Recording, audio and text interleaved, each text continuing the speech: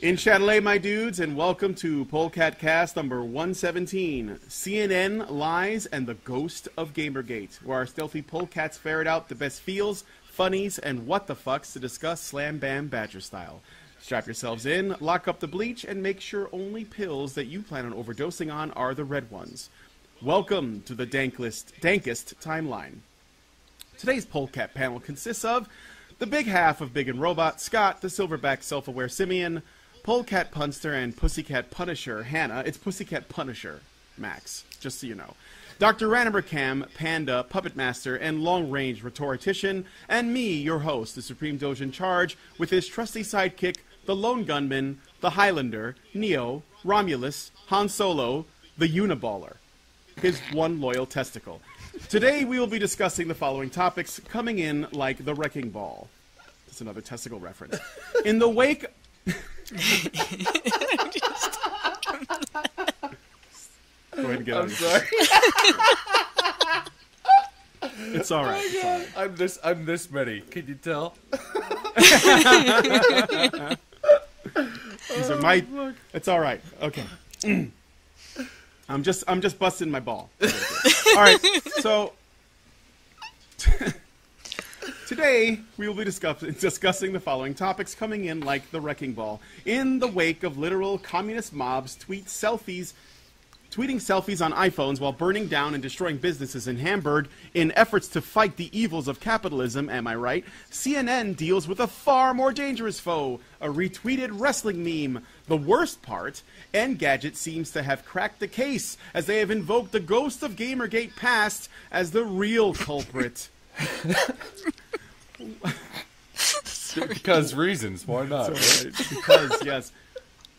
While we're on the subject of toxic video game culture, an opinion piece by Kyle Smith of the New York Compost attempts to examine and correlate the rise of video game industry to men's failure to launch, as he claims we are losing men to video games. They're falling into the black hole of video gamedom.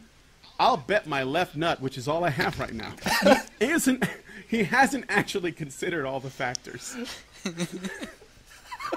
We're not gonna ever get through this, are we? No. Rolling right along. Rolling right along, that's right. In Nantes, France, a bus company has a strange dress code rule for forbidding employees from wearing shorts. And this summer in Nantes, it grows hot, as temperatures go well into the 90s. So what do the male bus drivers do? Well, let's just say that manspreading might not be recommended if you're the demure type of man. Oh my. Despite the last two seasons being pretty on the nose when it came to cultural and political commentary, this next season of Southpark is looking like it won't be. According to Trey Parker, it would be boring to talk about the current administration. It's almost as if we already have people whose job it is to beat the dead horse for the next 4 years, and the idea of joining in isn't interesting to Trey. It's alright, man. You can bust my ball if you want to. And finally, our bonus story for the patron-only after show. The beacon of truth and integrity, known as The Guardian, has recently discovered that women aren't the only people who have a biological clock that's chipping away at their fertility. They just decided to look at the situation for men and apparently found that men also have declining fertility as they get older. Who'd have fucking thunk it?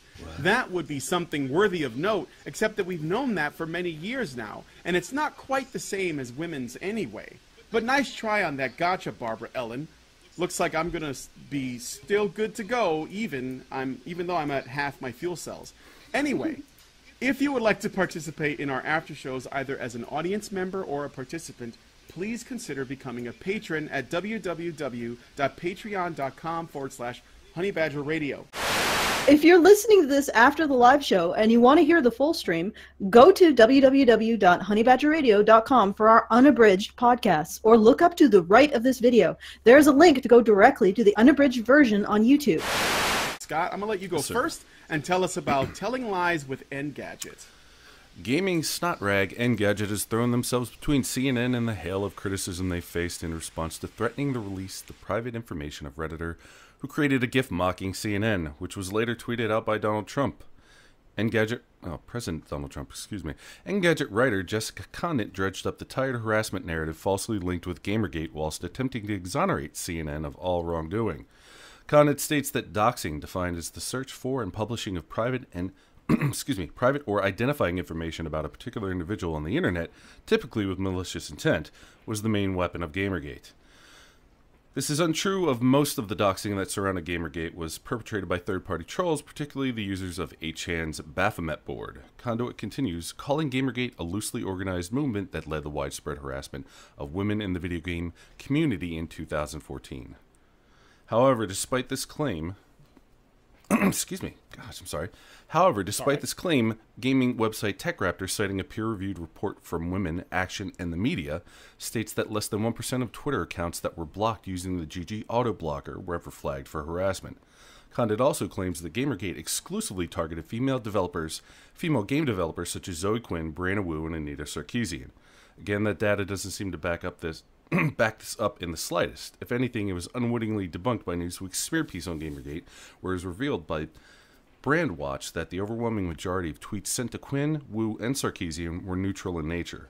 Condit also brings up the 173-page FBI report on Gamergate, but can only cite the example of two teenage boys calling Brianna Wu 40 to 50 times a day. The worst of it, they called her 40 to 50 times a day. Holy shit. Okay, that's kind of annoying. Anyway, Condit wraps things up by recalling the doxing of Felicia Day after the actress wrote a blog post discussing Gamergate. While it true... Discussing? Okay. Yeah, discussing Gamergate. Yeah, discussing Gamergate. Wait, yeah, this is about a discussion. Yeah, interesting. Comments disabled. Anyway, while it's true that the address of Felicia Day's talent agency was posted online after the blog went live, the doxing was the result of a third-party troll attempt to frame Gamergate figurehead Internet Aristocrat. In the end, Condit has nothing to show in the way of proof. The claims she made are the ones we've been hearing for about the last 3 years, and they're all false now as they were back in 2014.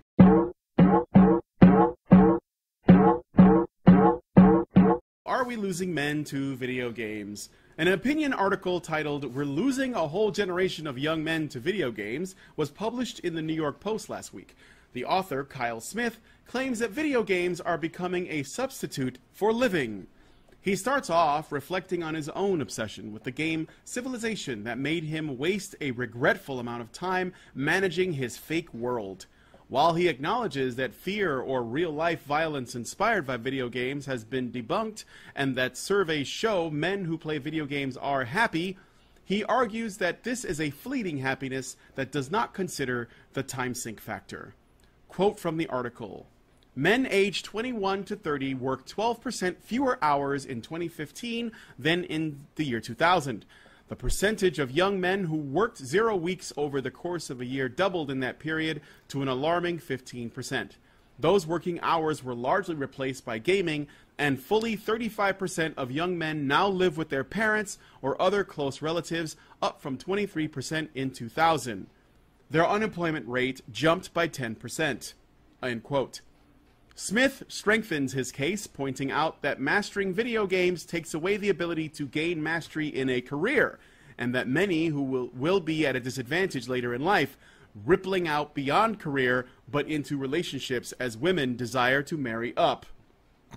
Although Smith claims men are dropping out of the workforce to play video games, it seems like a stretch to assume that video games are the cause when they are most likely a result or symptom of a greater opting out event. There is some validity to video games leading to less mastery in the real world and more leveling up in the gaming world. However, there are more reasons why a man might focus on video games than just being addicted.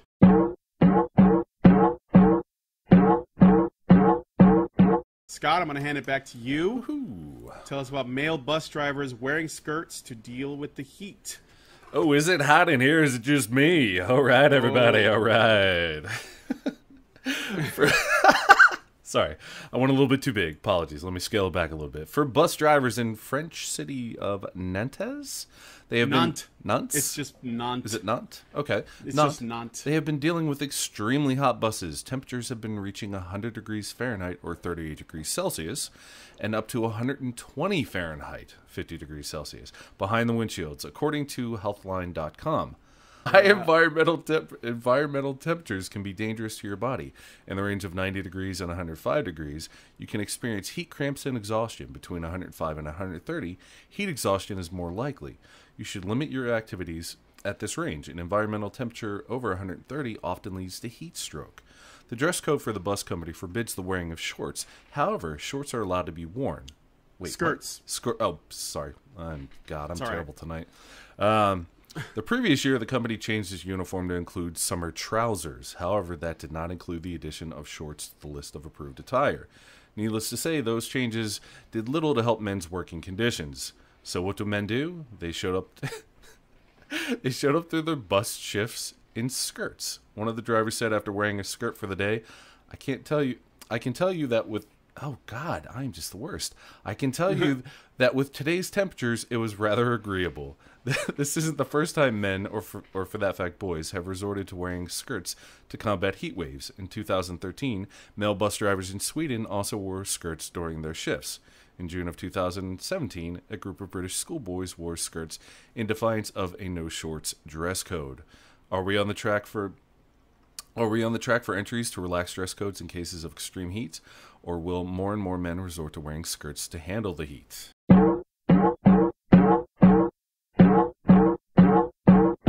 New South Park goes back to formula. Co-creator of South Park, Trey Parker, says the show will avoid bashing Trump and get back to its roots. He told the Washington Post, "We fell into the same trap that Saturday Night Live fell into, where it was like, dude, we're just becoming CNN now. We're becoming tune in to see what we're going to say about Trump this week. Matt and I hated it, but we got stuck into it somehow." Although he thinks that by satirizing current events, especially Trump, they could get higher ratings, he doesn't care for it and wants to get back to kids being kids and being ridiculous and outrageous and essentially Cartman fucking with Butters dressed as a robot, shit like that. He is not intentionally funny, but he is intentionally using comedic art to propel himself, he said, on Trump. The things that we do, being outrageous and taking things to the extreme to get a reaction out of people, he's using the same tools. At his rallies, he gets people laughing and whooping. I don't think he's that good at it, but it obviously sells. It made him president.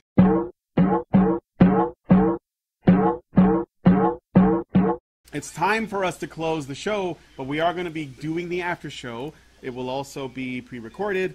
I know that sounds weird, but I don't know how else to do it. So if you are interested in joining us in the after show, please consider becoming a patron at www.patreon.com/honeybadgerradio.